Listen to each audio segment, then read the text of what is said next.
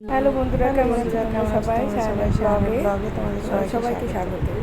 দেখো আজকে বানাচ্ছি একটা সাবুর রেসিপি। সাবু আছে সাবু, ময়দা আর আলু। আজকে দুটো নিরামিষ আর পরিমাণ মতো সব শেয়ার করবো। মশলা, পেঁয়াজ, এটা সবাই জানো। তার লঙ্কা, আমি যেটা বানাই তোমাদের কাছে যা দিয়ে বানাতে পারো, কিন্তু আমি এখানে পেঁয়াজ দেওয়া দিইনি, লঙ্কা করে আর একটু দেখো কালো জিরে আমার আটাটা মাখা হয়ে গেছে।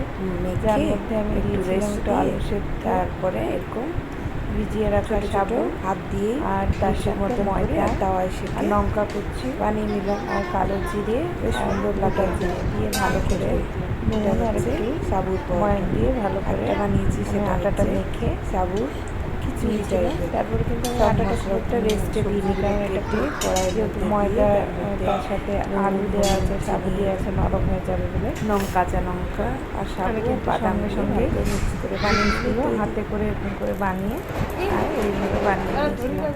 আরেকটা জিনিস যেটা তোমাদেরকে বলি, যখন সাবুটা ভেজাবে কিন্তু অনেক বেশি জল দেবে না, যাতে সাবু যেটুকু জল দেবে যেন সাবু তাতেই পুরোটা সাবু যেন ভিজে যায়, এক্সট্রা যেন জল না থাকে। তাহলে কি হবে, তোমার আটাটা মাখাটাও ভালো হবে এবং জিনিসগুলো বেশ হাতে লেগে যাবে না, নরম হবে জিনিসগুলো। নাহলে খুব প্যাচ প্যাচ হবে, এতে খুব বেশি ময়দা খাবে, তুমি বুঝতেও পারবে না ব্যাপারটা কী হচ্ছে, ঠিক হাতে নিয়ে আসতে পারবে না। এইভাবে তৈরি হওয়ার পর এইভাবে ছোট্ট ছোট্ট গোল গোল এভাবে বানালে বেশ সুন্দর লাগবে খেতে। এটা হচ্ছে সাবুর পরোটা, তোমরা যে কেউ বানিয়ে খেতে পারো।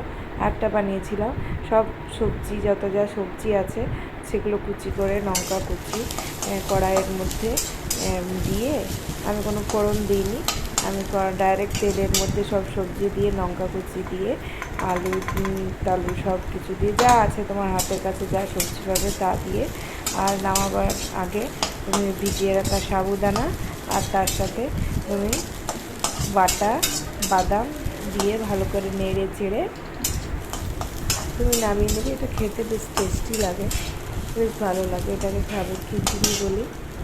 যদি তোমাদের ভিডিওগুলো ভালো লেগে থাকে তাহলে অবশ্যই লাইক, শেয়ার আর সাবস্ক্রাইব করে দিও। দেখা হচ্ছে পরের ভিডিওতে।